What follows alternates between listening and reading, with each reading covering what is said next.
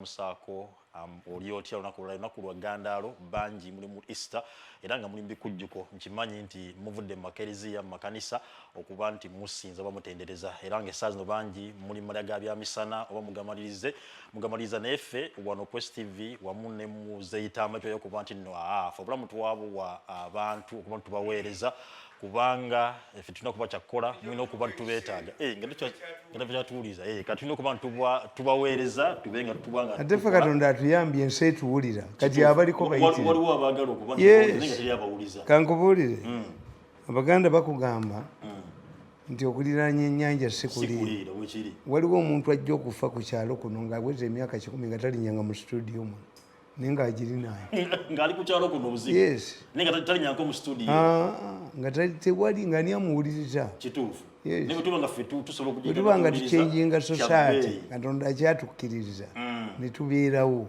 abantu ne batuwuliriza kirungi nnyo ngenda kuba nti munnayuganda gwatudde ewaka kankwanjulira ekintu kino okuba nti nno munnange tofa na buzibu nandwadde ekimanyi ndwadde nnyo nnyo mu biseera bino okuba nti zisumbuwa abantu bangi muvudde nemanga bine basumbuwa naddala obwadde obwa kansa bweriisa nkuuli nina mukwano gwange emakindi awo yafiiriddwako nnyina bambi naye ng'obuzibu era bwavudde ku kansa eyamututa okuba nti nno Allah kwesiza okuba nti amujjuka kati nkubulira era nga nkuzigira Dr. Kayonza owa Kayonza Herbal Research Clinic Waleri e Buloba Kasero osobola okuba nagende akonye kansa owa buli kika kansa yenna owa buli kika owa nabaana owaki yenna ina kansa amukolako namwe nabagamba nti mulina obuzibu n'ensigo ekibumba obululwe tobonaabona bwali wano omusawo agenda kuba nti asooka okuba nti akebya n'ebimu ebikugu atege nti bwadde ebikuma bwe buno asobola okuba nti akukolako bulungi era namwe abalina asthma abalina pressure abalina sukaali abalina ulcers abalina zonna zonna ez'enjawulo omusajja akozesa ddagala lya habo lyaffe emiti gyawona gyaffe ginnakaba naye nga ate giwonyeza ddala bantu bangi bavudde okuba nti bawa obujulizi bavudde emanga gatuliraanye nga Nairobi bavudde Dar es Salaam bavudde e Burundi bazenga bagamba nti ebintu bikola ddala kati naawe nkugamba nti tobonaabona ng'eddagala liko wano kumpi nga muzeyitamu bagambye nti waliwo abangi abali ku kitundu kino muziga musobola bayingira mu studio naye nga tobonaabona kuba nti nno omusawo waali ate oleme okubeera nga ofuna akakisa okuba ngenda kubateerawo stage kuba bantawanya nnyo nja bateerawo kamunye yange emu ku Sande oba ku Lwomukaaga ng'ebatwala bankubira nnyo amasemu ekyokubiri what we have to change because I'm a change agent. A person who did mass communication must be a change agent. We study changing abantu. Era nabaga nti singa nadi zimwagiteekamu abasoma mass communication nemugiteekamu abasoma group psychology ng'abamu gye baba baakinga bubaakiri singa etambula bulungi kakati ekikuleetera obuzibu kiri kimu nti ne siriimu bwe yali siriimu yali to scare nti bw'okwatibwa okoze eki scare to scare yalinga abantu ekigoma ekiki ekigoma ekiki kakati Abaganda bagenda abantu batuuka okugamba ewaffe balintemamu mbaawo ne baleeta figures mu bantu 10 8 gulina ekitegeeza olyaga nange nnene kakati abantu ne batera n'okugenda obbakebera why there was no limit okutegeera nti ngenda kufa kansirike nakyo kakati abazungu omanyife bali ba mirundi bayo be badesigning kakati ne baga hope gyeri waliwo alleviating si cure but alleviating poverty alleviation not poverty elimination ebigambo biri ebyo teri nsi etalinamu baavu naye okuweweeza kakati today abantu tebakyalina stigma abewaffe abasooka okufa babagambanga nti babba Tanzania nga bali gundi babenyinyala then when it came to everybody including those who never went to Tanzania the attitude changed kyate babba this is a disease era Amini oyo yali mukugu propaganda enziku yamukwata n'agituuma good hope ffe ku mulembe gwa Amini ng'enziku bagiyita good hope teri agenda kuginoonyaayo ng'anoonya kufa Amini yali musajja mugezi nnyo oba Bobby Asozon kakati today abantu babadde bamanyi batya okuti kasitoba ne cancer you are condemned kakati now that our people have made a breakthrough nti ali treatable then we must change the attitude to early detection yes as a mass communicator, we should now design a program about cancer to early detection, because when you come earlier, you are cured. Kakati ekiri mu Uganda bubbi. Ti akasajja agali mu Cancer Institute e Mulago. Kasa gawulidde nti oyo yavudde kansa. Gabbiga nago mu parliament ne gajja ne gaga nti gaagala ekyuma kya kansa. Nagakubye. Kituufu. Ne ngagamba nti Prime Minister wa Buyindi yajja wano. Kenya yamusaba kyuma kya kansa. Mwe temulina kye mwayo. Kuba tebaagala kusolvinga problem. Balinga bavubi. Omulambo tebayinza kujja mu nnyanja. Noono yakikoze kati bangi kuba attitude yabadde yakubba. Omulwadde wa kansa bamutwalanga ggulu eyo Simaira kyo hospital nga babookya bagaseero bazo. Yes. Kakati today we must change as mass communicators. Naye munaabajjawo abamawulire bammwe babbi baavu babugula buguzi. You don't have people a mass communication department. That's why me I don't want to work for government. Singa oleeta omusajja nga bana basambi omupiira ab'amaanyi n'omuteeka mu ttiimu ya Uganda tateeba kuba talina coordination.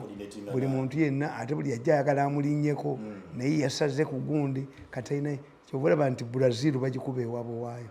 Lwaki? Brazil omupiira gwagiggwamu. The Brazilians abajja mu Europe abeera ne omupiira nti bwe guvaano gudda wano. Kati bw'agenda Brazil tagenda na munne gwabadde asamba naye eri. Ekitegeeza coordination. Tasamba. Andi coordinating team eno tagirina. Eyabali abagumuleetera nti bwe gubeera wano nina gusanga wano. Oli ajja kundeetera wano. Kakati ekyo ekintu kibaveemu mugende babakebere nga bukyali. Okukeberwa kansa is no longer a death sentence. Yes. Okay. Hey, mugende mbaga.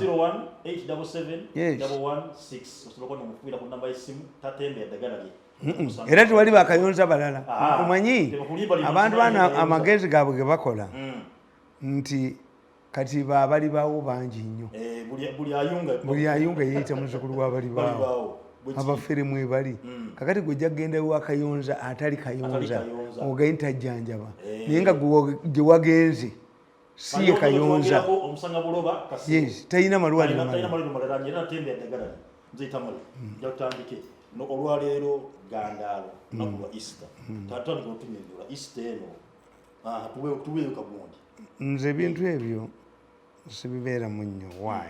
These are memorial days. Nti baatuula ne bagamba Christmas ne bagamba Yesu si lwe yazaalibwa. No. Christmas was a paganism day. Ng'abasamize be baluyitako abasomi. Ng'abasamize basinza Katonda waabwe ow'enjuba. Mu winter beekwekanga mu caves naki ne bakuba emizibaawa ne bayimba Christmas gundi carols nga basinza Katonda waabwe ow'enjuba. Eventually abasomi ne baluwamba. But Jesus was born. Kubanga olina okumanya tebwoba obala ebintu ebyo kalenda gy'obalyako yaani. Yes, emyezi gyasooka kuba emeka. Kakati Abaganda kye bayita omwaka si myezi 12 ye season.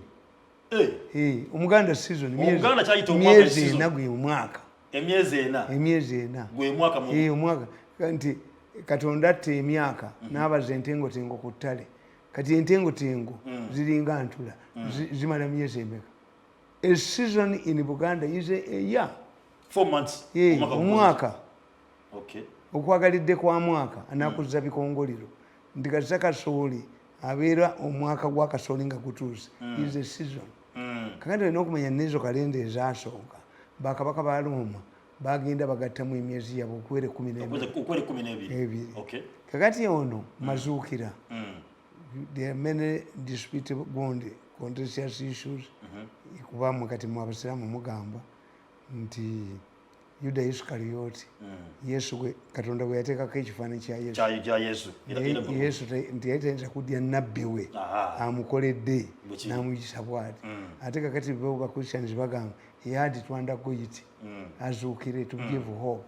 Ekitegedde kakati ninaku babalambale nebaga tugenze mu kisiibo tekiringa kyamu basiiba omwenge simanyi basiiba ennyama simanyi basiiba ki ekyabwe kiri serekitivu kakati oyinza ogaa nti mwenge gwenywa kati kangusiibe ennyama tebalya nnyama nzaire okwatiremu because ewange bonna bakatuli kibayimba ne mukwaya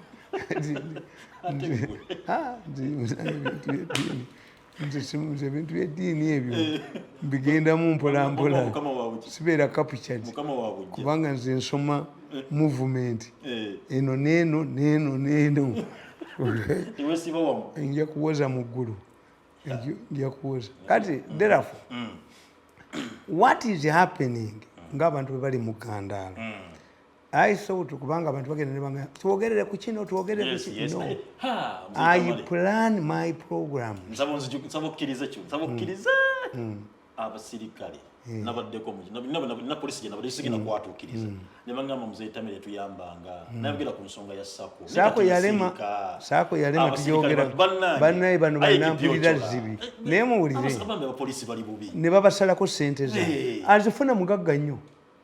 The president is quiet. We have changed the police commissioners, Inspector General of Police. Nobody talks about it.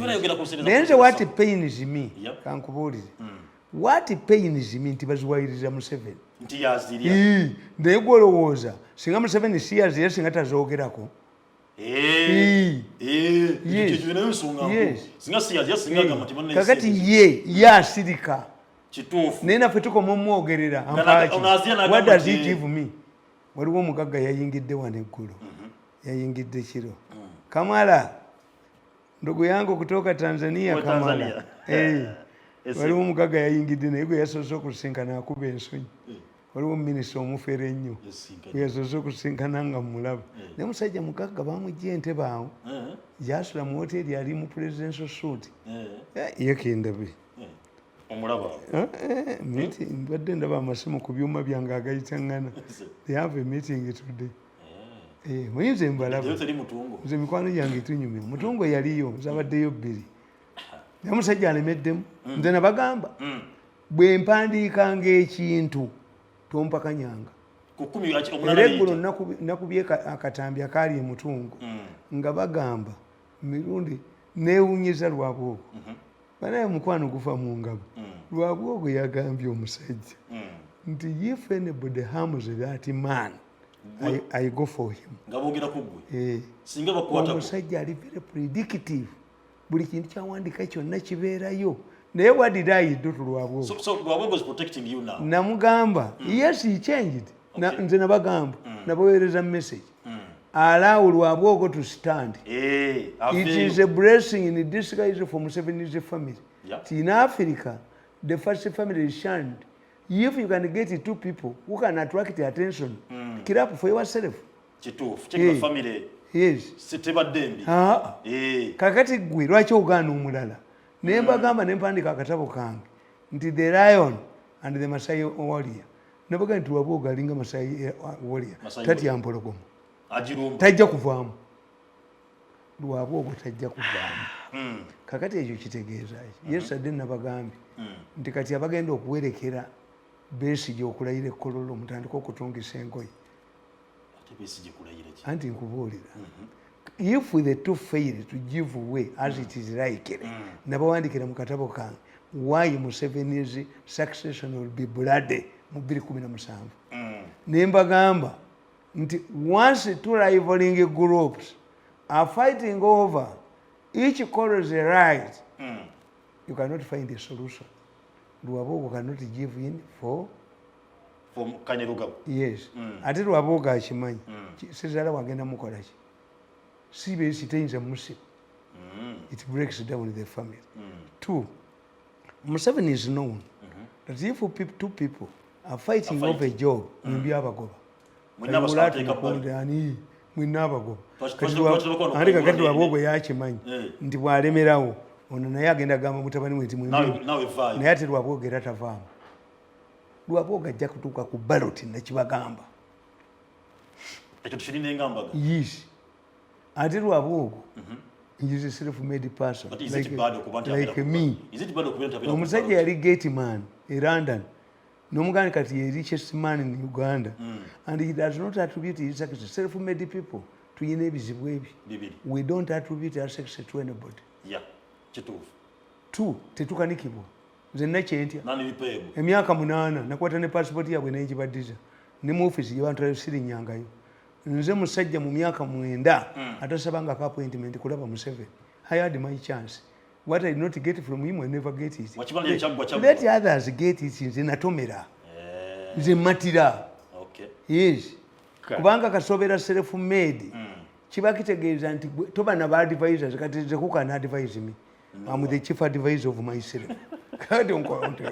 Lwaboga nabagamba nti woliya nayita lwabogo Masayi woliya. Nembaga Masayi woliya tati ampologoma. Ajirimba bulungi. Lwabogo tati asezaala. Naye nakyewunyiza. Yabagambye if anybody harms that man, I go for him. Naganza mpala yagambye nti ekizibu ki yasoose na posing a question. He supports Muhoozi. Does he know him? I don't know him. Ekyo kyo kituufu. Bw'aba yakibuuza mu soogerangako naye wano tu wano. Era singa mumanyi n'ali mugambe nti okusooka okuwa omuntu toilet paper muwe ebyokusibulukuka eri ayinza okweyamba mu ngeri. Kakati nze kyemwagalako kunzijira sente zange wa Museveni zemba bangi. Kubanga if I go to his meeting and I attend ne tubajetinga budget ya billions abana bange banambuuza gwotuleteddeyo ki. Kakati singa nali mumanyi the best way of starting a bond ebintu ebyo bali badde basooka kunsasula sente tugineko dipa katono nnyo nawankuba oyinza okuba obadde na point endala okirabulala nga mbutuufu eggwanga bitambula mu kaseera kano. And it is supposed to be Rwabogo, supposed to be Kanirugaba. No, politics, let me tell you, tebanagana muntu mulala. Politics is a name and money. Name and money? Yes, and articulation, and eloquence. Okay. Kakati mu Uganda, nabagamba nti mutunuulire, politics alinga Embuga. Muyinza okusanga omusajja n'abagamba nti nze nja kweyambaza. Nyambaze ne metro. Embuga? Yes. Bakubuuza. Uyugamba muganda gwevaamu. Why do you believe that the Kenyatta family is influential in Kenya? The bankroll elections. Uhuru Kenyatta omulamuzi yamugamba akalumu kaddemu mu nnaku 9 ng'alowooza ntajja kaddamu bakole government of national unity. Yagambe tukaddemu. Kubanga money. Yes, the money. Money weri. Yes. Okay. Why do you believe the Gandhis dominate Indian politics? Money. Why? Money. Yes, money. Babuto mu Pakistan. Why? Money. Okay. How do you explain in the diverse countries like Bush, the Bush Junior and Senior, bali baleta nono mulala? Money and the name. Clinton in mukazi we. Money and the name. Okay. Yes, politics is money and the name. Oli akugamba tugenda ku bank rolling election oyina wumeka. How much do you have? That's why we see abantu bagenda mukawuna n'atunda buli kamwaka. N'ava mu kamwaka nga mwavu. Oyinawo kimi. Mirundi oli mwogezi mulungi nnyo. Kakati bw'osangira nti yo kyama kya mapinduzi yanjawulo muyita mu kibiina mwennyini. Kakati ekyokubiri nti ekireeta ekyo tukiyita kazu politics. Nti mukuba bannammwe bonna ne mubamala musigala nga musigadde waabo. Kasita omukazi aluga abaana b'abajjabe bonna n'abamalawo ababa abasigaddewo battingana. Akazu kiva mu Bayibuli. Kayini ya Taberi. Yes. Okay. Kayini ya Taberi. Why? He was not threatened. Katonda nambuuza nti where is your brother? Nti am I my brother's keeper? Very arrogantly. Kakati buli lwe mulidyusinga ne mudda ku kazu. Akazu. Muba mufudde. Era abaddugavu bwe kye bakola. President twagenda ne President Sudan mu 2006. I wrote it. N'abagamba nti mukole ejje ery'amaanyi n'abanyumiza olugero lwa Kaiti nti omwana yatwalanga ennyama nga Kaiti ekimubbako n'agitunga ku ffumu Kaiti bwe yaje make a strong army. They are talking about it now. Bamaze kuwekuba ne bakola ki? Ne beemalawo. People don't run from kakati e Kenya okuva mwero bamuggyako Kibaki n'avaako ukulu avuddeko abafunye omusingi kwe batandikira. In America at the moment Washington nga yagenda gwani asigalawo. Chama cha mapinduzi muri mu kibiina. Whoever comes ali ku interest zaki. Nti this woman can manage. This woman structure weziri ali ku afata nyo yani ya chama cha mapinduzi. Kakati bine byawano bya individual basis. Boina kujja na mtu wego. Kakati nacho vola bantu nzimba gamba. Tibesi yazi more chances now. Tuina NRM tena structures ziri. Ate ko ulire kibina kyogera. Ndoza bali mu primaries bali banababulya ku labor stamp. Kakati besi ina chances. Mpitirivu. Why? Ezo kumati Besije abana be yalera speaker ne deputy speaker babe. I thought Bobby Wine tasobola katinga kulose gundi gakankuboza walala abayimbi bamekaba baka parliament abava mu Northern Uganda abanyankole abayimbi bamekaba bali mu parliament awotegerera. Bobby Wine is not marketable outside. Museveni has raised the bar for the president. Bobby Wine tasobola kufuga gwanga.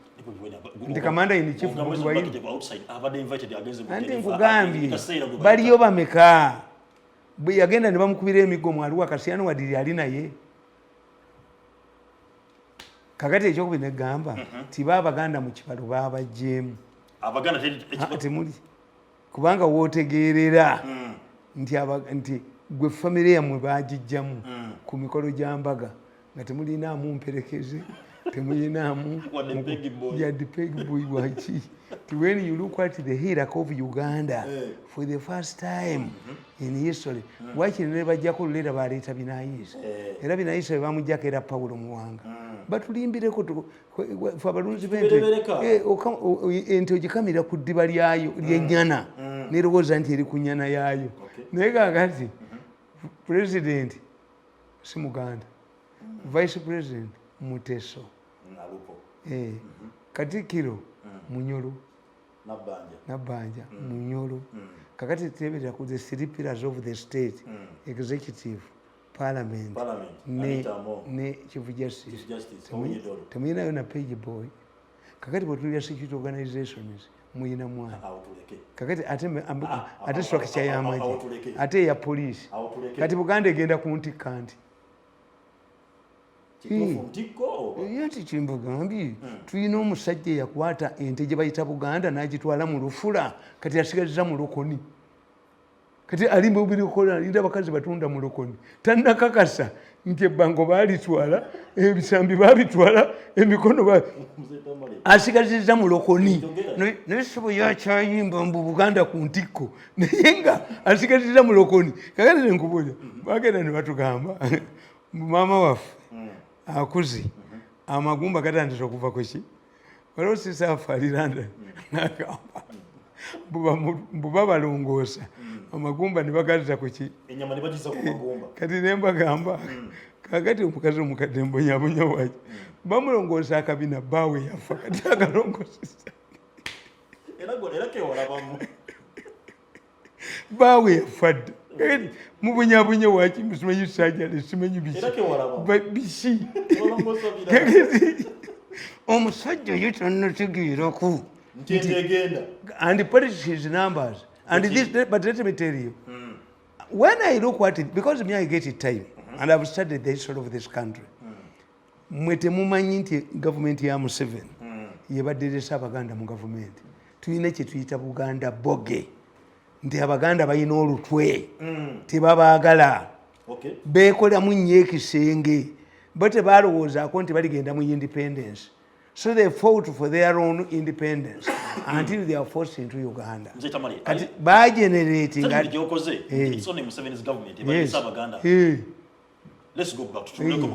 ani kankubuulire ba Paulo Mwanga mwali mubaagala abaganda bagundi mwali mubaagala bamugwisa bani to be in the national leadership you must be hated in Buganda bali okubera mu bukulembeze obw'eggwanga n'okubanga kwagala ab'Emmengo baagaana okukola ettiimu ezi abazanyira mu super division n'abazanyira mu kikojogo baalifunye abazanya kalicha yaabwe ne ba politician nti politician ye like in the Orthodox Church alibeera faza awasa alibeera bishop tawasa yes baalifunye tiimu mmeka bbiri ne bonna babadde bayiganya bamukuba agenze eri federo neefuuka federo etaliiyo etasoboka tikiriiyo ne bafukamira abasajja abakulu ne bakuuta obulibuuzi ne bakuuta kakati mwali abuddemu tiimu ezi kikojogo neya super league politicians abagenda mu national politics nabana abakukola emmengo naye mugatta byombi nabano ne bakkiriza. That's why we can close. Abaganda baga nti ekiswa bwe kiba kigenda okuggalira kibuukamu byenkazamba gwe naawe kyebereza musajja omugezi ng'alina amagezi mu mutwe n'abambula ennyumba ye n'agijjako kalitunsi oba boliti n'ateekako gasiya n'akomerera amabaati abalina amagezi gwe noga nti ogyeko Ameria kyambadde n'oleeta mazongoto nojjawo vice president sekandi eyamuwangula baali bamukwatidde ne mu bufere anti kinkubuulira population yamu ensi yonna society batusomesa mu byobufuzi nti even God creates in scattering. Before you go ahead, why bajjawo anti temuyina formula nti babaleetera nti gundi babaleetera ki babaleetera ekikwate nti federo etaliiyo ekiva wali eri n'abagezi bonna ne bafukamira bonna ne baggwamu. That's why for us who are arrogant pharaohs nze sikkiriza muntu atasoma kunkozesa kintu ndiggalireewo. That's why many people who fall to me to that fighting for me bagamba je my market is high but nze ndamagezi mu mutwe. You cannot become a virgin twice. What has made me popular is to be independent, independent minded. If you get married, you lose your liberties. You never be part of government again. Me, I know. Yes, if you have money, call me. What the God creates in scattering, but you must have leaders to guide you. Nti abawestana balina ba leaders be balisteninga to. Sure. Buganda terina. Sure. Somebody was telling me, tia olanya bwe yafa bakunganya enkiiko za district zonna ne bazitwala. But some Muganda who watched their debate yavayo yeewuunya. Naga nti kakati bano abamuganda baagala kuwuliriza mu Luganda kuba tebaasoba abali mu nkiiko za district. Naye kizibu nnyo Mwankole ne Northern Uganda okusanga chairman w'eggombola atalina dduguli. Yes, nabo. Kakati you must have leaders. Why is it that every candidate is fighting over the Kikuyu? The Kikuyu are united, are cohesive. Baina ba leaders babuliriza. Tekyali badde kyangu nnyo to sell Raila Odinga to the Kikuyus. Kubanga Raila Odinga yali abatutte Hague ne bagenda nga bakola national prayers. Throughout to Kenya bafukamira babasabira. Yes, but why have they Baba bulidde nti the two devils ono mukadde naye Ruto muto musajja ava abiira buli kantu buli Kinyata n'aga nti Ruto ono muyi bali tebaagalana. Ruto yalina Jesera Muzeyi ng'etema abakikuyu mu Rift Valley nga ne Kinyata naye ayina Munguki. They were only united, they have never been friends. They were only united by the Hague case. Okay. Yes, amumanyi munne. Era kyobula nti politics tabalibwa. There is nobody who is old enough to see the future. Yes. Nti olanya bamukuba amasasi Makerere ng'avuganya mayombo yafudde ate waabwe.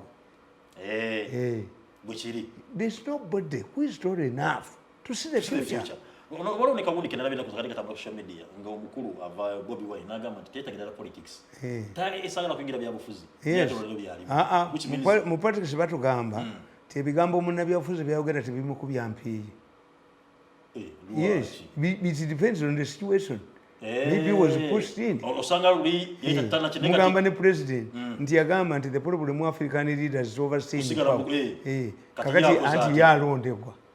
tuli yali agamba abebeezaawo alondebwa feyale anti kakati mu politics temulimu kasola banga munnabyabufuzi akugamba nti level the ground is an idiot mu politics temulimu level the ground nti bwe kyoga nti ekisawe bwe kibeeramu enkulukuku tewabaawo tiimu ewangudde yeemanyi okuzannya enkulukuku kakati mu Uganda mulimu tiimu ennakivu gye muyita Naalongo bwe tuba tusooka tebagibakubiramu Kenya ekasalani baafa nga bayita mu mulyango ogwo bwe baguyitamu Kenya lwewangula Africans nze we nabeera wano mupiira kesisaani nga zirina abalogo baazo kakati obanga omupiira guzze mu ddogo kati kochi wakyana bali balirina so you see kakati nkugamba ti once these people fail to agree as I see and Museveni cannot prevail over Lwabogo is determined he will be on the ballot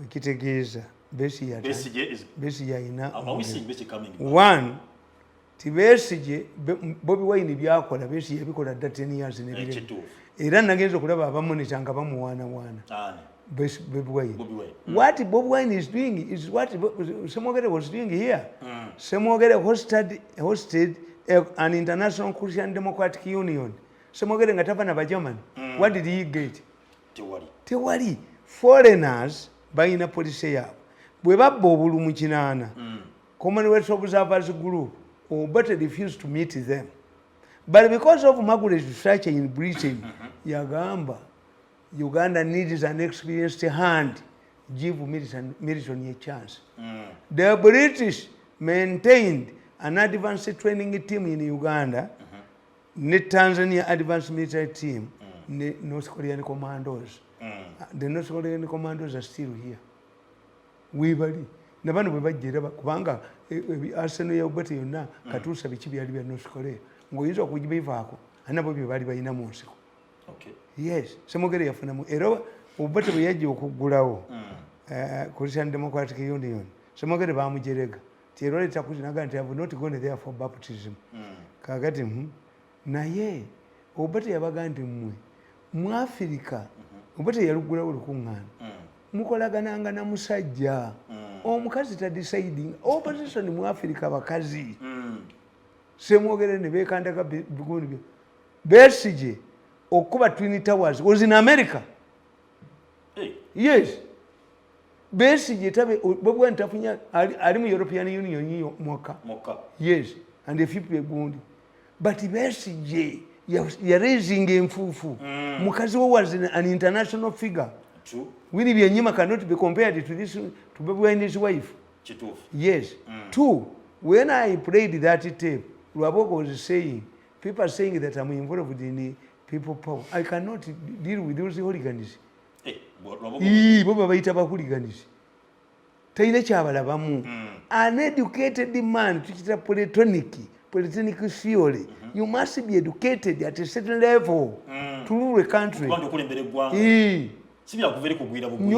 no kakati ngofuna bonde Bobi Wine amanyi okujjamu egundi wano nadda mu ndongo ye n'akuba kati president eggwanga akikola atya waliwo America alina president nga mutunzi wa kyalaani ng'ayagala okwetungira engoye ze baleeta etteeka mu America president wa America bamuwa masuuti 306 president wa America atunga ati waliwo president wa America yakubwa polio bamukolera amagulu nga omuntu ategeera nti yakubwa polio bakitegeera luvannyuma the president of the United States must be a tall man until recently adwafinga obukoleya n'obuki oyo ago mawanga gaba gatuuse ku cooperate state nange mumpenvugemu yes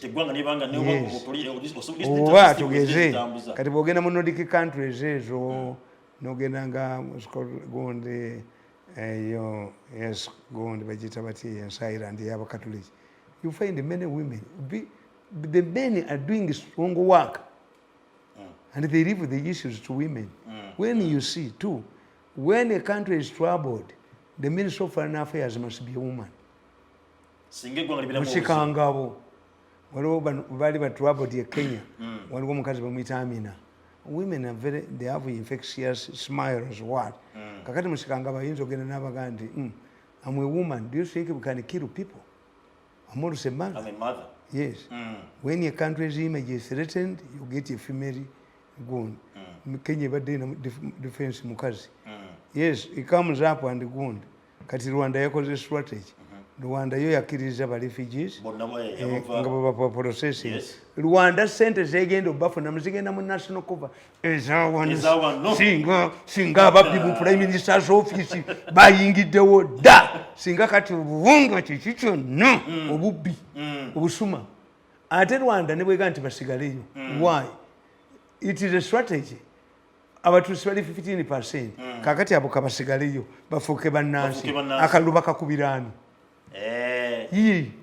Countries are very strategic. Zifuna sikitanka. Era Kenya yabaganye why? Ti Kenya yabaganye efunye abasomali ba refugees banji bali sensitivity Kenya too. In an election period okola decision ifanana bwetyo. Naye wano ngabwe nkugambye nti ono omusajja omugagge yazze iyo Mutiagiri kutoka Tanzania. Mutiagiri era yasinkanye minister anuka kakati nabano nibo bali nga bavudde Afghanistan era waliwo hoteli ze bali babedde babeeramu ngera covid bwe yalina hoteli mwe baali kamiro nga tebabu masanyaze tebasasula musolo tebakola era you end up benefiting nothing. What proposal ni chadwanti amanga agetwina mwana ba refugees nga DRC batuyambe uko batuwa ku biyambi anti era bwe zina jezigenda mu pale zabali. What is killing Uganda? You see, what is Soyinka Yagamba? The problem of the Nigerian army is not because they are different from other Nigerians. We eat the same food. The day they realize that they don't hold this country, Nigeria, hostage to rule them, the peace will prevail in Nigeria. One mu Uganda olunaku lwe bali okujoga abantu okulowooza nti abamu bapakasi abalala slave and master abalala dogs and hunting dog. Politics is based on partnership, equal partnership, maturity, common and ideological commonalities, ne sharing. Uganda ejja kutereera. Kasaba nakkiriza nti buli kamu konna tebakabba ne baleeta amasannyalaze $4 billion ne bazibba. Kati nakugamba nti president yali agenda okugulawo gundi industrial park weyaza amasannyalaze bazibba kiro ne bazikola mu aluminium waliwo omuyindi azigula poliisi bwe yamukwata yabawa ssente kati ezo ssente bagenda kuwayo endala yes era Otafiire musajja mugezi nnyo. One of the smartest people in this country is Otafiire. Otafiire insisted we cannot miss this chance. Those who have information about the death of Olanya should give it. Why? We have got many allegations. Bona kyo yanyumiza nange bampa butwa. Nange bakabumpa emirundi 5. Let us know kubanga kakati nkugamba. Uganze yabumpa semumanyi. Yes. Toyinza gamba nti Muganda omwannyoko Muganda wo afudde gwe omukyala nojja gye wabba n'omugamba ti omugenzi yaŋŋamba nti omwana omusibuwo nkubuuza yakugamba nti wani Kiwanda knows eyawa Olanya obutwa kitayiwa Olanya era nze mbawandikidde akatabo kange ne mbagamba nti ekibatawaanya mulabe Nigeria these Africans fighting over dead bodies. In Nigeria pastor mukazi we tagambako nti mukazi we nti bba yamukuba. But after they had death sister wange sick cancer yamusamba yafudde kuloti. Lwaki ono omukazi teyamubonye muyimbi abadde mu church ng'ajja n'ayimba. Why didn't this woman whisper to the elders nti omusajja ankuba? Waliwo omukazi yali asoma amawulire ku El Jazeera baawe yamukuba oluyo omuwalabu yajja azimbe with blues gundi. Yes, abalabu baali tebamuse. That's how they solve the issues. Kati era ekyammwe kyennyini era mukireese oli omukazi ayinza n'okubanga ayagala kunyaga bintu bya musajja ng'ali mu kkomera. Who will take custody of the properties? Okitegedde kakati nabandikidde akatabo ne mbagamba to the cost of buying a fake copies Owoolanya gumwaziika si y'Owoolanya. Yes. Owoolanya mulango naye Chief Justice yakola amagezi gonna omumufuula omukyoli. Abakyoli bamuli omulambo bagweyambisa okufunayo omukyoli omulala mu gavumenti. Ne kitaawe Owoolanya ayinza okuba nga ani yali alabye ku nnyina Owoolanya? Kitaawe Owoolanya oyo abadde alabika ku functions ki? Ab'amawulire abo bwe bagula obwa monitor bwakulazeeko ennyumba y'Owoolanya eya kitaawe Owoolanya. Ennyumba y'ekitaawe Owoolanya efaanana etya oyo abadde azimba goloofu? Z'ennyimba ze baayimba abakyoli zifaanagana n'ez'abalamu. Owoolanya izerangi era badde bamugunda mu kalulu nga siwaayo. Owoolanya tewangulangako kalulu. Era ono omusajja chairman wa 5 agenda bagunda.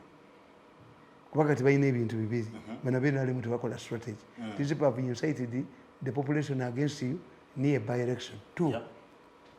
Bakugamba omwana w'Owoolanya bw'awangula kiba kitegeeza you were endorsing Nowa Museveni. Ate owaayume. If it was done long time ago. Yes. Naye bano babibala. May I help you? Kubanza I'm an independent man, I take a time to investigate. Why is it that the mafia media has not given us Owolanya's father's house?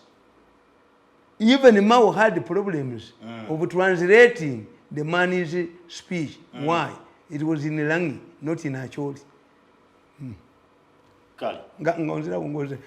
Bazanyisa Museveni abawesente olaba ne Kamulegeya naye omusajja omusiraamu mu kisiibo baasituse ne mufuti bagende bafere Museveni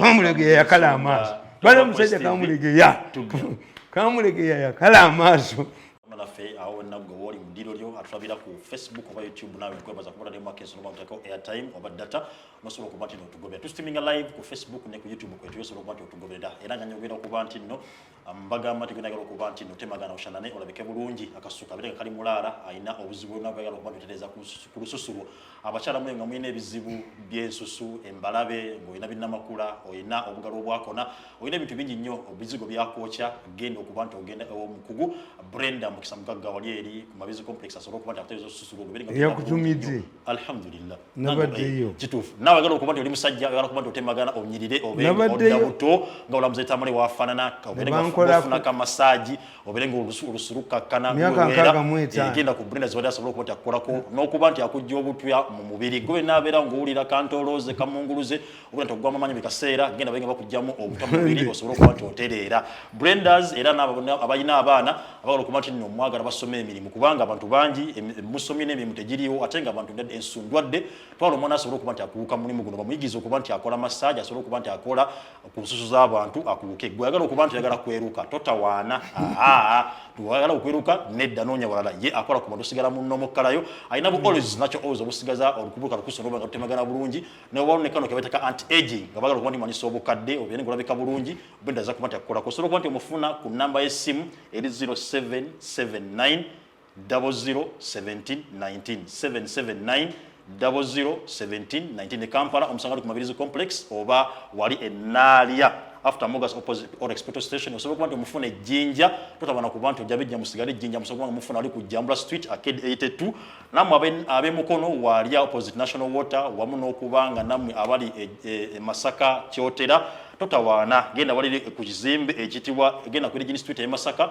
ekizimbe ekiyitibwa Twin Towers wamu namwe abali nawe gwe nabe nagamba nsimanya oli mbali osobola kuba nti mufuna mufuna byali abaana ba training ali benga bakulukira ddala bw'oba weerabirira bulungi kakati nze gundi yantumira abantu omutujju Gravity tengenda embeera omugenyi omukulu mu luno oluyimba ani ayina ennene ne mugamba nti omusajja mugamba nti muna emyaka gyange nga sikiri nawe ogende mwayina ennene anti mujja muba tuleera oba nkutayatto oba seddume yanti nti namugamba ekyo akijjemu kiri eri empuuta akijjemu kakati gye kisigale mu imagination ani akomaawo yakomaawo ffe tuteekewo kye twagala abantu beteremu bayina twera ye bayina nkota yatoke obayina gundi ye nyumba nene naye kasagamba mbu empuuta abaalo yalufula ebyobusiru nakana akawala kagambuka ntya kakayimba gundi nti kayimba ki nti abala bagikoona nimugane nti endongo gijjeemu gwejjamu ekigambo ndongo enyumba zammwe muzoonoona gwereka bali beeteremu gyozalawa abalala bagikoona abalala kwe bafiira gwekireke lwaki ogatamu mbw endongo yaki kale nkubulya negamba lina ate sinamaliza katono nnyo teweerabira Kayonza ali buloba kasero kilomita ziri 10 asobola okuba nti nomufuna obulwadde bukusumbwa kansa pressure ulcers asthma byonna byonna nebibonera ddala eddagala lya habo asobola okuba nti akusobola kujjanja kukebera ate bakufera tedi Kayonza mulala ye omufuna ku namba y'essimu eri 0701 877 116 0701 877 116 naba ate omusanga mu makage wali eri buloba kaseu talina olala walaga tatembe ya ddagala abera makage tugende mu maaso gagati badde nkubulya Besigye ti Besigye the international trend and the regional trend favors Besigye nti people at a time omuntu bw'abalemerako ne bw'aba mukazi omusajja n'amulemerako ayinza omusanga nga bayombye nebba yes n'akyusa ekirowoozo when you go to Zambia Lagu has contested 5 times when this man Raila wins it will give a boost to this man if Tshisekedi was still there bali mulozi after 5 times failures the fact that they elected his son if you go to Senegal what started contesting in 1971 until Senghor went and gave to Diouf Diouf itasobola omusajja so when people kakati bano ate kambabulize ebyobufuzi biringa matatu abazanya matatu omanyi nti bali bakubye mu matatu ategeera nti ensobe yafudde era bagatunulamu ngamba amaze omuwangu ebyobufuzi biringa mupiira tunuulira goolo weeva mulipule wabeerawo we bakolera ki nti if these two people cannot solve themselves their problems Ugandans can sweep them aside bana babiri kani Rugaba ne Lwabo yes Baganda wengana bajaga kati muntu viri katugende fail to solve your issues too nabagambye ejjo ndi Museveni omutunulira ebintu ebyakola byonna biri mission oriented why doesn't he prevail on any of them it's their chance their opportunity mu democracy togamba nga muntu nti we spoiler leka abantu bamumma akalulu mulekave ngagundi wesoko tunulire abatembeeyi abo buli omu ayina kyatunda kituufu oba mu katale oyinza okusanga nga oli wa watermelon n'obuuza babigula n'osangayo wasukuma yaweeki waliwo omutembeeyi gwosanga atunda ssaawa waliwo gwosanga nga ye yamanyira bugatto bw'abaana waliwo gwosanga ye wabweebwa abaana gwereka market emuli jekiting mu democracy temubeera musipoyira okujjako bano kyembawakanyako balwaba ogwo ttiimu malisi ku mukozi kumuvumirira kumubwayiriza ebyo bintu gundi biki ebyo bikyamu if you don't when you see malice then you know you have nothing to offer leka ensi olye mujaji tugende mu fira samudda mu malice nemudda mu kino nemudda mu kino then you process na itabeerabira kituufu you think is bana abamunyabonyeza emyaka 8 nyinzo beerabira in fact yesterday nadde mpandika bitabo byange nempuli omu ku my wife zinga ayogera agamba abaana be let us be contented with what we have at least he is alive aboolanye bamulabako yayogedde abafunga 10 mu gavumenti statement etegeezaki nti tadi we mumuleke yagaana okudda mu gavumenti naye mwe mumulabako lerito aboolanya kati bamulabako namukubidde mu ngalo nga tandaba Yes, because women want to be in bagala birungi byokka. Yes. Kya kitalo nnyo.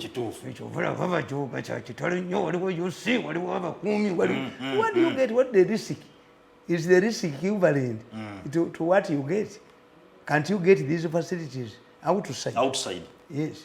And you are alive. Okay. Bakugamba nti mmese namu esinga empologoma enfu. Empologoma kaso gitegeera nti nfu. Ate otye mmese. Ate mpa kyagityako. Ate kyagityako. Mbasina kye. Kale nkugamba the moment omupiira gubaako we gufiira. Gufiira. Ate kubawo era. Bw'osoma akatabo kange kenda politikiting the Museveni succession will be bloody. Nabagamba mulimu topic how first families undermine succession. Nimbaga mama Kazamira. Mama Kazamira yalemesa okukyusa Kamuzibanda nga mukaddali sinayo yenga loza ndi Kamuzibanda ajja kuwangula yamufuge bakiri mu Luziya bakuba. Okay. Yes. Mu Uganda naga nti Raila Odinga tayinza kuwa Kibaki. Tasobola kumuwa. Raila bwaga nti Kibaki kamuwe mukadde njabbu mu bako yabumubbako. Yabumubbako. Mugundi mukaka Byalimana n'atabula abakutu abava mu Northern Rwanda ne South olwo ne beetulako ng'abakutu. Ne baga nti Byalimana nti Muleera ye mwana azaliddwa Omuhutu n'Omukiga. Mwezi Byalimana yalimanyi. Byalimana twali tumanyika. Yambirako mu Amahoro Hotel. Ningenda ne tunyumya. Nangana nayo manyi. Pulezidenti wa mugezi bwakwasa omukono gwe n'aba ataddeyo ekitalo. Omanyi Byalimana yabawa enkumbi 10 ezi.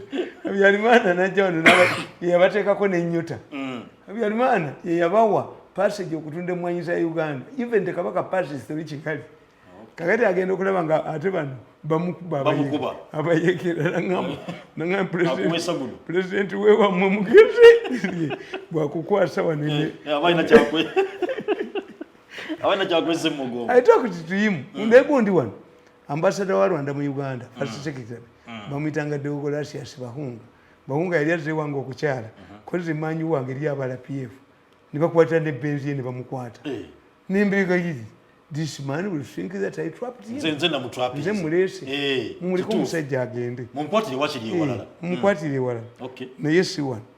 So, kakati nkugamba nti ne muka Byalimana yatabula abakutu. Abakutu abava mu Southern Rwanda ne batulira RPF as an average. Okay. Yes. As an average. Abo bakanyerenge. Bagundi ba Major Lizindi. Baba jja Luhengeri mukomera nga Byalimana mukazi abasibi. Abasajja ne badduka. Byalimana yalina mukoddomi we. Namugoba mu majenga ali notorious akuba abantu. Yamusanga Kimaka nga yasomesa. Namuga we gwe sagoba mu maje. Mama yangamba nkomewo n'okunkuza nankuza. Ne bazimba akazwe Rwanda. They gave RPF, the Tutsis had tried 3 times to go through Burundi and they had decisively defeated. The last time every Hutu family yaleta omwana omulenzi. Yes.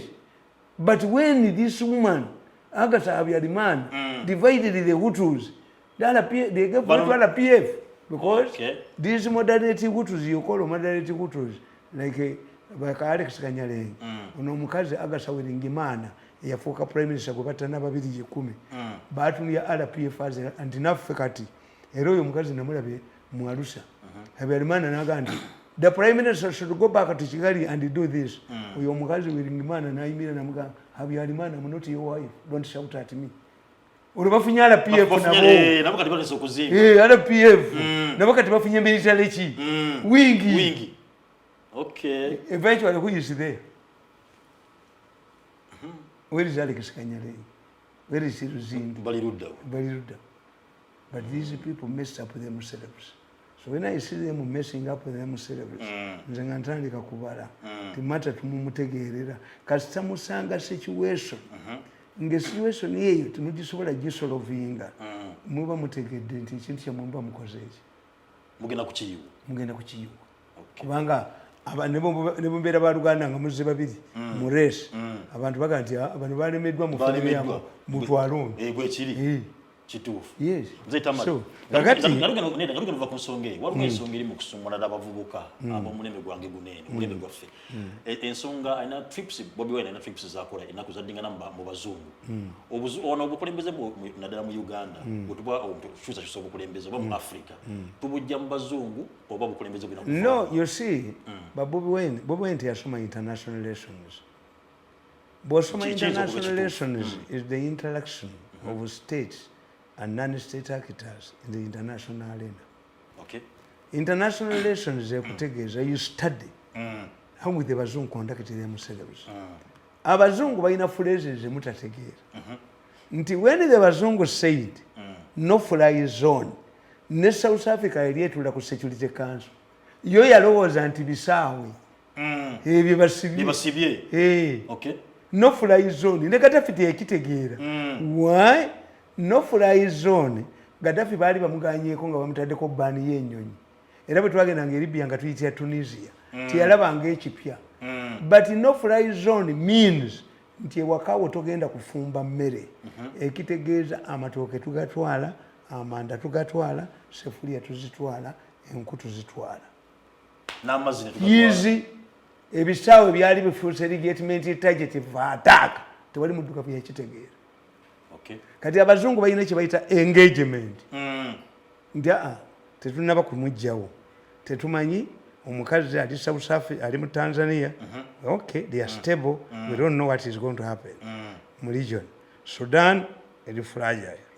Congo gundi azze. Badde nsoma mu mawulire agatali gaabano. Agawandiikibwa abagezi. Ne bagamba nti ne bwe baali basayininga endagaano. Nshikedi yayogera naga that some neighboring countries are fueling, are funding M23. Yes. Naga it will not be, it cannot be a practice for some countries to see that they can control other countries. Through proxies. Kakati Congo eri bweti. Congo has come for stability. Although we don't have a military pact, but we have excited people. We think the Congo is to be. When it comes to Kenya, you can understand. Kenya, ojja kuyisanga nti ne Southern Sudan balina Kenya Commercial Bank. Wano twakwata amanda gaffe tugatwala ematadi olutalo bwe lwagwawo twafiirwayo bannayuganda babanyumize be bakubira mu Kinsasa. Gavumenti yasasula. Hapana, basuubuzi bafiirwa bufiivu. Yes. Wabula bo abalina ba mirazi baabwe nga miruzi zaabwe Southern Sudan ba mirazi basasula. That's the selfishness of this government. Kati ojja kusanga nga ne Congo gimwagala Kinsasa Kenya Commercial Bank ngera yo jeri. What bank are you going to take? Mumuna atwala yoji. Era Southern Sudan yokitegeera tebatta banna Kenya. Batta mwe lwaji. Mutwala ngege, mutwala mmere matooke, mutwala yoki. What the Sudanese can do, can produce. Have you invested in Southern Sudan in the real investment estate? Yes. Why are they killing Uganda? One wabbi. Iranzi nawandika akatabo 2 nga tugenze ne president nembaga nti bana Uganda bajja battira Southern Sudan. Why? Munna Uganda bw'alaba omuntu aliwo ne samuyita muleera. Abafala. Twasanga nga basajja Juba nga beebaka ne ssente zaabwe eza $. Si basiraamu naye baafuna oluwalabu. Kituufu. Nga bwakuwa omutwalo gwa $, tabalaamu gweza omuwadde alala ali kusasula. Nabagambirawo nti bano bagenda battira wano. Omunnayuganda olutuuka wano agenda kulowooza nti bano bafala. Nensanga omusajja ku CPS babbye ebintu by'omusajja mu Southern Sudan. Loole bagibbi. Nalaba abasirikale baseka. Kakati omubbi bamuyina. Naye baagala ye yabaasasule. Nendaba omukongo omusajja mu Southern Sudan ng'agamba munne. No, let us go. They have stolen our property using their police. Let us go and do what we did with the Congolese. Nenga kati kino kitudde wano mu office ku CPS tekimanyi nti kiwaddeyo bannayuganda babatte tekimanyi action zaakyo. When you grab property from this Sudanese is going to avenge on Ugandans abali luddawo abali eri ate kyakubiri bamalaya baawano entobo tebalina tebasobola badinka kati omwamalaya gwagaana batya abadinka okukamala saalabayo omukazi yafumbirwa mudinka batya abawano batya omudinka So kati obuyinza buva mu bazungu buva bwe oba bwina kuba when you do international relations mbalega phrases tikakati you see chembadengam the region is not stable which means the bazungu cannot remove Museveni a regional stabilizer bakugamba mu international relations a country that cannot commit its citizens, its children, for overseas or domestic interests is not a country. Bwolabanga musajja asindika amaje Congo negagenda nadda ku luguudo wali n'atunda ku luguudo emmotoka neziyimirira nga gundi amugamba nti bantwala amaje ne katambula ne kagenda parliament nedda mu kuwoza modality ewo mu nsi omutyanga. That's why the standard weapon of NATO is an American weapon. The command of NATO forces is an American command. General, why? America ileta abasirikale emitwalo 5. France 10,000. Bungereza ileta kwa mutwalo ya economy yagwa. A country that cannot sacrifice its children for overseas or domestic interest in the international arena. Kati we are looking for who should represent African Security Council. Tugenda kozesa ki? What are we going to do? Chenademba gam. Nti Rwanda yo sente zigenda mu national coffers. Bangladesh received half of its budget from peacekeepers. Babagenda commission ziri outside. No. Fete tuli. No. Refugee bwe bajja wano bagobera omusoga. Bone basiba. Bogundi bonna obwomu kisenyi ne babwocha bo bakabe bayinda okusapula yingo obuwunga buli bamukufukula olunaku lwe munategeera tine bannammwe baagala okulya ssente Uganda ejja kubeera stable okulowooza nti some slave and master nti a dog and hunting dog relationship it cannot happen it cannot work era lwabooga akyogera nnyo nti we are building genocide. I heard him talking and I said it a long time ago. We shall have a worse situation than Rwanda genocide. Why? Because the people you have humiliated, nembasiba makomera, nembako mawulire gamwenti balalo ne mukola muli nabo. Nti byandala yayavuwala. Nenga tumwebaze ne kabusenga bebali oluguudo. Abana babyandala bepikira abakabusenga bamwepikira bepikira abana batumwebaze.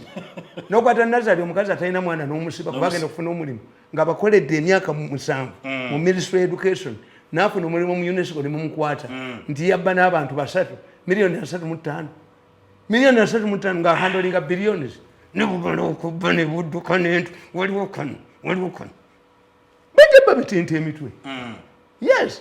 You see, my problem with Rwabogerium, we option Jaco's embi, and they can suffocate me to submission. It cannot be a very arrogant man like him. But I'm happy. He's realizing because he's the largest good, he's the richest man in Uganda. He's concerned about his wealth now. Yes. He must be in charge or create a conducive environment. Kakati ekyokubiri Ugandans by nature don't believe in foreigners. We used to watch them of America abaki okujjako Tanzania eyatuweereza Tanzania netugobera amin. I don't see any contribution of foreigners in this country. In fact, the more you work with the foreigners, Ugandans hate you. Vakubana bana opposition abatambula nayo mu troops ne bagenda bafuna political asylum zine bakola but the makers the army the strong institutions will not allow you people who matter. Kakati ekyokubiri nti muyina ne bannammwe ebyafitina bye mukozesa nti abasajja ngabo bakandiko tekyasobola ku bank ka sente mu bank ayina travel ban. Yes. Tasobola erinnya bamuwa cash. Kakati gwe abantu abo bayina gye bava kituufu nti bana abakyoli ekibeerimbisa kuwolanya nti babadde baagala n'ekifo ekyawolanya nakyo bakitwale erimu akyoli nabagamba lwaki nti Uganda yafuuka ng'olumbe oba embaga olina okuba n'akumanya okulya. Yes. Kakati if you are in the process of victimizing everybody buli omu nalowooza nti gwe omutaddeko travel ban olwogenda mu Europe and see what Bob Wine doesn't know. There is a fierce battle between the UK and the European Union. Fierce battle between the UK? Bayawukana. Yeah. Kakati Britain has a former colonial power in an interest one. Balite bayina. You will never have a peacekeeper from Sweden. In fact, let me tell you, centers bakainya is iPod is Netherlands. Siza government. Museveni tebakimubuuliranga. Nti eri national gundi oba council bani eri mu constitution yo ye ya government yakulirwa prime minister Museveni yali kwa iPod is Netherlands. Ate batoni gene bakimubuulira. Achimanyi sente za iPod the Netherlands sente za Museveni za government ezili suppose okuteekawo interparty babubi kakati Museveni bwa Rwanda iPod n'agirwanira aba Netherlands baseka you attack foreigners but you're killing our money kubona nabo abasajja abo nabo baba nabagamba honale bakutesha agenda nakola ekintu nabagamba nti nina obuzibu tiye president alonda abantu n'abandeetera yes Uganda tirina bakaliya diplomats kuba timuyina nti Emmanuel Kamanya Mushega who revived the East African community wouldn't be in Uganda rotting kituufu gundi n'antongoziwa nono omulenzi omulala abaali basipika ba East Africa singa tebali wano from a regional body, continental and world body. Then why do you train them? Kakati mbakoleraji nolonda RDC nolende yagwa mu campaign kuba bajja ne bamuteeka corporation is me who has not pressurized anybody to go nalaba Salimu otandabanga kowe seeking for gold for a job era nemuli yanga aganti lwakiro gye ntukola mubuwala atende middo nate ngende bwana ngawe ate bangobye mu kisenyi nsigala mu ddiiro mba visitor kakati ate bwengenda mu boys quarter mba shamba boy kakati ate bwengenda mu kiyungu mba nku mba nsawe y'amaani bwengenda mu toyi mba nfuse toilet paper so you live here with the dignity ndira wano mu dignity ofanga buzira Bobi Wine abasajja bano bali ku ki bali ku engagement abazungu bali nabo yes but not to remove Museveni just engagement that's engagement nti bamukolako ne babawa red card to make the election of 2026 is ngabo bakoze Kenya omuzungu tapapa omuzungu tomugamba nti ali ku misini nalabanga abakomentinga ku Russia betubagambye babuza abanneto oba banayingirawo abanneto nga mpuli obutaasoma NATO on the member one NATO they are coming out to solidarity solidarity does it need the Americans to come one day high scale war no but special forces tebakyayina maje mangi gwaloza anti prime minister abungereza yizo kuyingira Ukraine ngala bakommandos babwe tebaliyo who is operating these machines these sophisticated machines you think they are operated by Ukrainians no ekitegeeza fwe bintu batu bimanyi it is exciting but when we are getting bazungu na addressing European Parliament but the Europeans they only have values they are not ready to fight you ate nabo sibetegefu to cut aid na baba yamba influence wajjawo aid but influence ate ekyokubiri sente za Museveni ze babba mu Uganda when you see a government a state that is depending on foreign aid you will see many non-government organizations non-government organizations ziri mu Uganda sente zibanzibe ate ku ground kiriwe kino mba kubira mukazi nemugatodanga mukumanyira mukazi alabika mufere kati ayina bye yafeze nankubira esimu yampeereza message we have been you have been recommended to us by somebody we are an organization working in Masaka but we would like to meet you you come and meet us at Malaria Guleria. First of all, you are stupid. First of all, anybody can be anybody. Do I know you? If somebody recommended me to you, that somebody would ring me. Yes. I've met a group of people. They are good people. Therefore, you can work with them. Yes. Na ye yabadai na bayagala okuba. Ate nti kasanga okuvuma opportunities omanya nti sikubaze mu magezi. when I'm annoyed I shout obscenities nkumalire mudda kino ekikazi bwe kyagenze n'ekisajja ne kijja oba byabadde birina okubba using my name me who is concerned about my security that I can respond nyiza okujja gwe sirabye ebyo mubirimba basiru is not me nze nina akakiiko akasengejja we am needed ate mala kusindikayo bantu nze ne bwongamba kakati nze nina gundi yange sirya mmere wantu nemmere gyendya agifumbye waka ateekako omukono sirya mmere wantu tambula n'empekeza kuba nze nkugamba nyinza okuba nga obutwa bwange nazze nabo ne bwogamba nti katumuyite essaawa 6 tujjule nga bw'ali era sirya hapana me I don't eat sirya mmere wa muntu ne bwongamba nti ku buko kubanga ku buko ate wali dangerous ne mama aŋŋamba nti notera newammwe emmere anti ewantu wonna ewammwe ate wali dangerous tugeze oli ku buko ne baga nti senga akuweereza oluwombo luno nga muntu mulala yaluweereza what do you do kuba mu confusion yinza okuyitiramu kati gwenyinza duzaayo ate nze nduzaayo kuba muwala waabwe aba teyababuulidde nti ono talya mu bantu when you are preparing for bako my husband ye atambula na pisi we imala kaba pisi naye ebyemmere kandi njagala nkusamalize nawandika akatabo kankano omanyi abantu bagamba mbwabwandikirawo bagamba presidentawandika ddikano Sunday 13 October 2019 nembagamba how mafia manipulate Museveni and the population. Nze Museveni simunenya ba mafia muzanyi. Why? They have a strong media. Jeje atalina. Yes. 2. Parliament is not institution bazo wamba. 3. Ugandans abasoma tebanukula. Nebona yanukula. Tebajja kuddamu. Kituufu.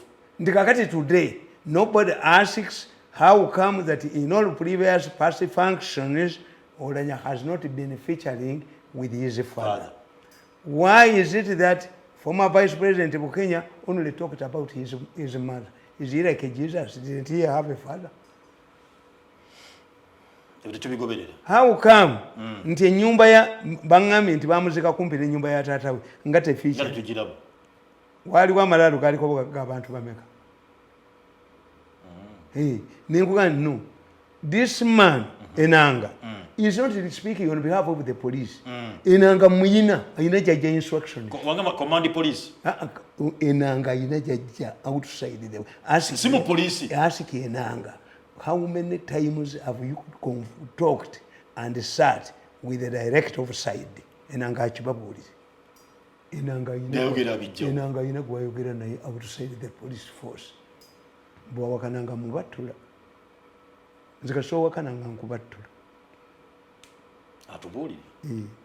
Yes. Kakati nkugamba nti nabawandikira akatabo kanemba gamba nti why Museveni and Ugandans are fair to understand the mafia. Yes. Nabagamba number 1. Unlike other mafia groups, the Ugandan mafia captured all key institutions of government except the army. In many countries, mafias are criminal groups which operate outside the state structure. But in Uganda, mafias captured all state structures. When Olanya dies and they talk about cancer, the thieves from the Cancer Institute and an idiot in the parliament comes. Cancer. Malabajjukiza, there was an offer from India. Nembaga neche chuma mwachija bachibagira mu museum ye Romania. Techikola. Uganda tula. Echa cancer. Museum nekashirika. Nibagamba nabakuba mawulire ga nga ADF UPDF egeze Congo. Museveni nabagamba nti mwali salenda linze ngomulio tegunnaja nebikuba mawulire gabyo nga monitor. Top ADF leaders want to surrender. Bugamba nti bayogedde nomu. Ekisuma nekiva mu gundi mweno Amnesty Commission. Nekisango kisuma kinakyo mu parliament. We need more money for Amnesty. Kati abali bagala okuteesa nammwe bali. kati tembategeera nti ekisuma kino gana amawulire agamoneta gabasuma gaisawo byabwe era for the first time in Uganda's history tewaliwo omulabirizi wa kanisa ya Uganda yali asinzewo Namirembe maanyi naye bukedde ekkulu byabadde deribaleetire ayisaawo kazimba lwalira tebagendayo yetalimu bizinesi za musagama ye ebyobufere tabibeeramu luwali gwe munnyo gw'ensi ogukyasigaddewo mu kanisa ya Uganda nkugamba unlike their counterparts elsewhere the Ugandan mafia uses government institutions because it operates within government. One cannot tell if an initiative is an official government policy or if it is pushed by the mafia for their own interest. Kazimba bagala mubba ko kisimbe kye nga beyambisa ofisi ya Igig for many years. Emisango gyonna giva mu ofisi ya Igig. Efululangami. Mr. Mirundi, did you submit your assets? Yes, ask yourself. Not tell us you are an idiot. Please don't abuse me. You are more idiot. Kubanga nze nakwata laptop yange nengenda mu ofisi ya Igigi nembyeteerako kati bone balinda kubanga etumwebaze yabireeta nti bakolere kuki basobola okubisiimula bakugobese ku mulimu kakati this commercial ne bagamba nti corruption code stinks more than corruption itself bakutwalayo Igigi olukwata nakutwalayo ne bakusiba ne bakutunza ebibyo temusobola kubona Johnson side obujozi obusoma n'obujozi bibayitiridde and the people you are humiliating family zaabwe weziriwa ziraba kodinga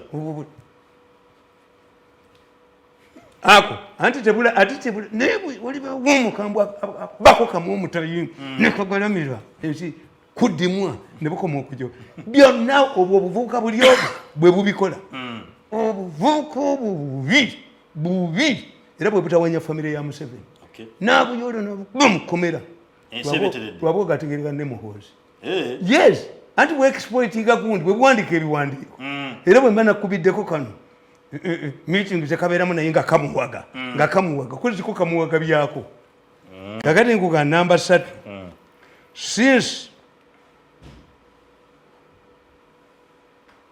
since ne kale bannange kati omuntu ategeerera ddala nti ndi kugondi yange namwe mulimba since the Ugandan mafia controls the state apparatus it controls government jobs and the influence over the activities in the private sector wanti wali private sector byonna byabwe tewaliiwo nze mbalaba lwabo gagenda abagambo etumuwa sente temu lekasa kubirese era yagicontrolling private sector and is formidable lwabo is formidable mu government mwali parliament yagicontrolling asinza sezaala w'amaanyi mu government ayina sente lwabo asinza president Museveni amaanyi mu government to move things atani yalagira owinye dola agende egende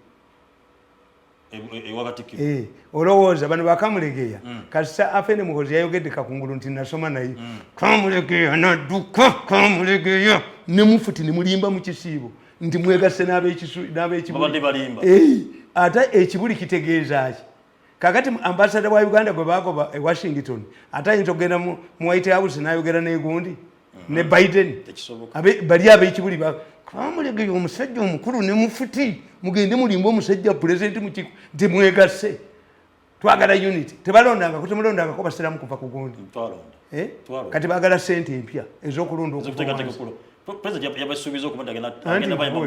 ate tu kankubulire if Mubaje is interested in unity alizayininga obwamufuti abwe majirisi ulama lwaki alowooza nti okwegatta baba ajja kumwegattangako bwegasi which has failed kasita kamulegeya yalabye nga muhoozi ayogedde ku kibuli n'alyoka adduka naye kamulegeya yalifiira mu fitina omusajja ye buli kaseera kuyiiya bulipo mayumba yamukwata bamukomera amini yali amugwamu yamulyawo omusajja tawu kitaawe akamulegeya bamwokya bwokya bamwokera mu nyumba Lutale abakabaka yekka nga wayupisi kamulegeya yali muvubuka muto yayita mu dirisa n'adduka abasajja baludde mu biripo tebabivaamu naye mu kisiibo mpozi tebasiibye mu kisiibo n'ogamba n'ab'ekibuli n'obasaba be baagobadde bakibaate baani ab'ekibuli baabagobadda n'obatwalira omusajja omukulu nga muli mu kisiibo Imam Kasozi takyali mukambwe amayinja gaali oliwo beeta okukuba amayinja baali bakubye embooko 10 yes kale nkugamba nti ebyo byonna balibuka batawaanya era bwe bamaze bano abasiraamu okuvaayo nalabye Kazimba ng'alina omulala bo bagenze ate ku yunivasite yeru kati bagenze kufera bonna namagandula gabwe kati oba mmwe mufera omusajja baba tasobola kulinnyayo bakole ki Luwalira ye nga tagendayo nedda ye Kazimba lwaki yeruwalira passport tagina emutwalayo ye munnamirembe dayisisi muti muli mu bizibu waliwo ababapangira kadi do you want to see him bajja ne baswalira mu kisiibo ate mufuti mubayayina ekizibu omulamuzi oyo omukyala yali agobye mufuti ku bwamufuti yamugamba nti mu musango gwa okutunda property muzikiti yamugamba nti I've found you not to be a honest witness kitegeeza ne marriage z'okonda kitinga ebyo bye batavaamu ebyo nti mu kisiibo ogenda olimbe mu 7 nti n'ab'ekibuli tuli nabo be baagoba yedda omwana gwe baagoba mu ssomero ayinza okukiikira essomero kati oba mulimba wano ebinaafuluma mu mawulire naye waliwo abatawaanya tinamwe mulage nti nange mbusiraamu mwendi mulage nti nange mmengo gyendi owinye eddolo gendayo kakati bagenda kifiiramu because they don't evaluate yes bakyekifiiriddemu abasajja abakulu mu kisiibo naye nkugamba mafias control both state and private media. The Minister for Information, for example, has the powers to intimidate private media institutions. At one point, the minister attempted to switch off my programs, but he was humiliated by the public, which forced me back on the airwaves. Yes. Tamuli ano nga babakanga munalise. Yalese jambi. Bakubye omwana nge nalize nze nampina. Singana kukwata ko kawala gwegwe. Ojijanga ko nolaba ne bakitawo ne bamuttirawo. Obujaze empali yesu. Number 10. The mafia controls strong institutions like churches and other religious groups except the Islamic community. Okujja kukamuliro abo abasiramu bo bayina emizi abagagga. Kamulege yabaguse ngategedde eti ab'ekibuli onayogedde ku mukozi. Ekitegeeza kati abudiru naffe katulage tuli ku sayidi nadduka ne mwaswalidde mu kisiibo. Kisiibo mwakiswalidde mu basajjamu. Bukalukalu naye mwaswalidde mu kisiibo. Abasajja b'ekibuli baga nti abo twabagobadda. Tetubamanyi. Amanyi Museveni atulaku ati nakokeneka. Nagade Museveni taswaza musajja mukulu. Negoro zati tasobola kwata kisiibo nakubira kakungulu. Tiwamma bano batuufu oba abagoba. Ne abatunulye bwete abasajja abakulu mu kisiibo. Abasajja abakulu nga bagenza okukima ssente. Kakati oba mmwe mufera. Kakati abaana bakole ki? Obanga mwe mukyafera abafera myaka gy'ensanvu nkaaga kamulege bye batandika naamu mu 69 nga muvuka w'amaanyi. Nakati akyazaagala. Nkugamba. Ugandans do not know how things work and end up supporting the mafia-oriented policies. If you know how things work, you wouldn't be getting problems. For instance, if there is a question doubts over the cause of death and the postmortem report is rejected, or you can call your pathologist, your medical doctor, or you institute an inquest.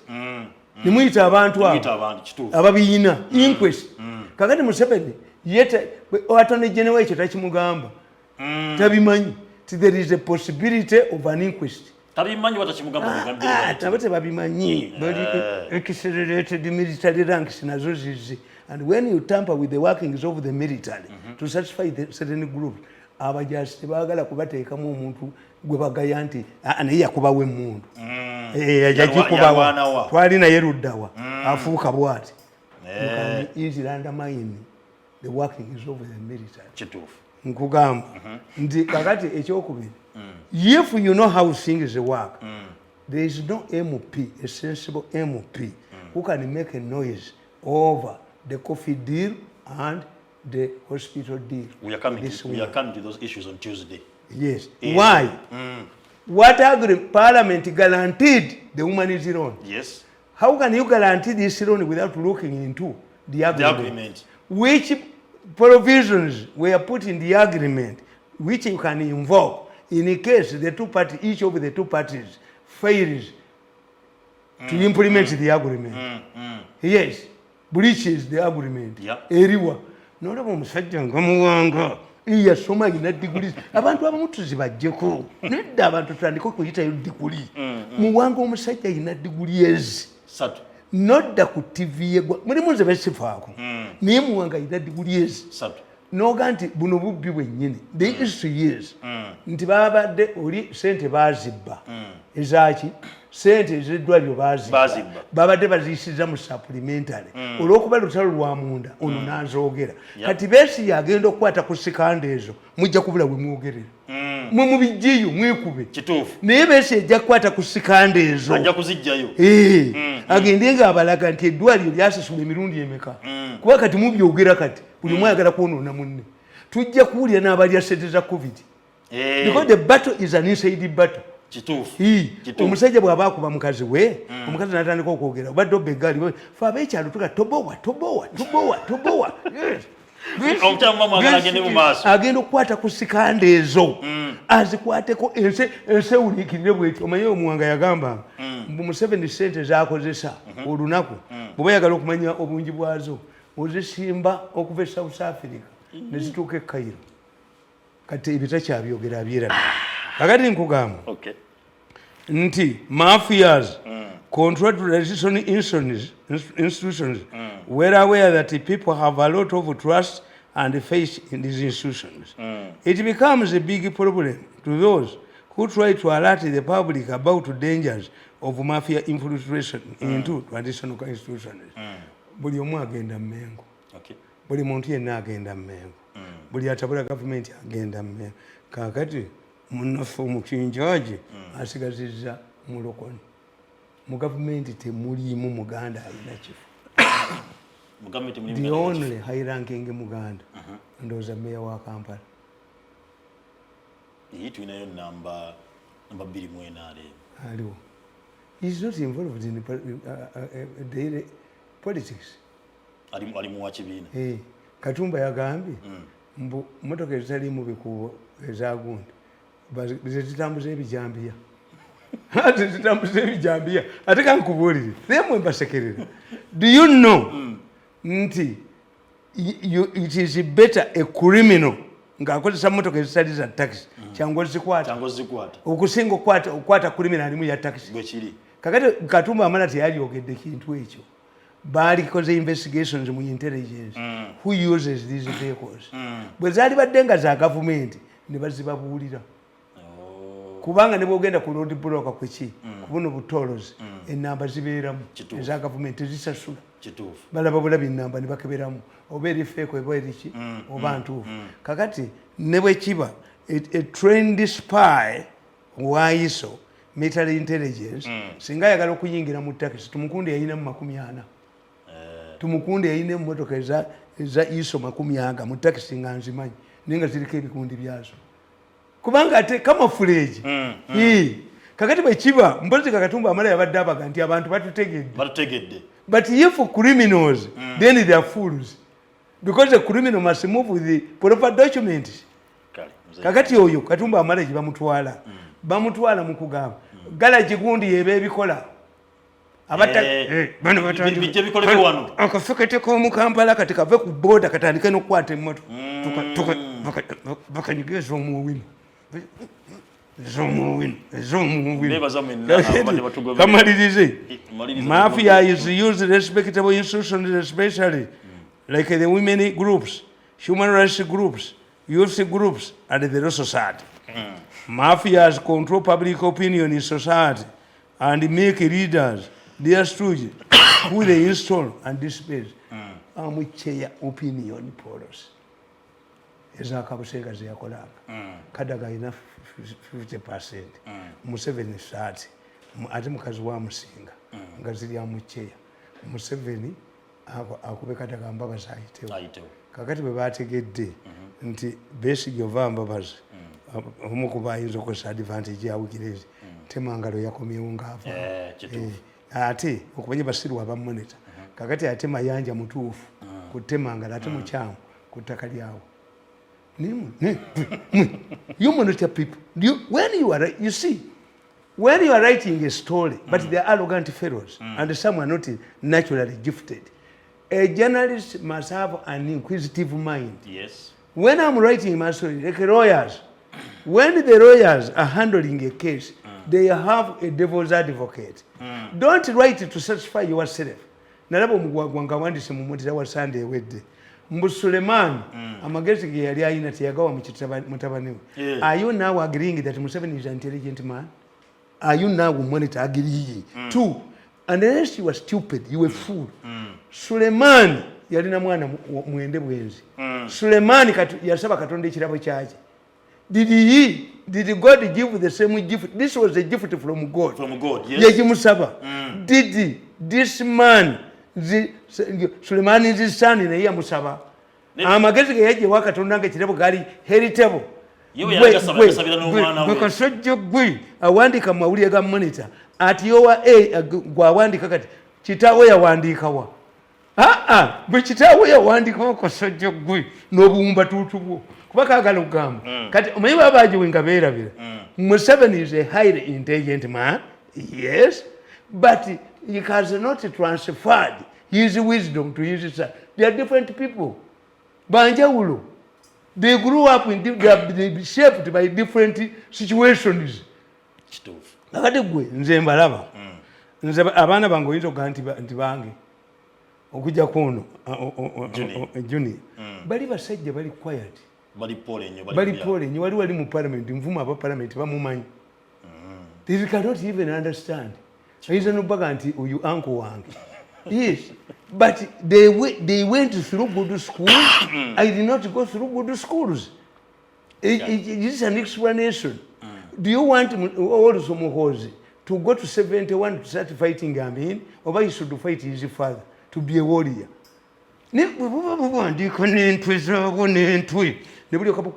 Bwateekamu Amin ng'akuba saluti ayaniriza enjole ya Muteesa era ne buteekamu the two difference. Likening Museveni to Amin cannot work except in monitor. Ate ekyo bwekamba buli busajja mmwe. A newspaper that cannot circulate 20,000 copies a day cannot influence society. Wewa singina mwana suka wa kubambelekeza. Mwewandikira byammwe kali nakyo bwati niye kito wekitalo nalowooza nti mugezi nnyo. Who reads your papers? Learn how to package your life.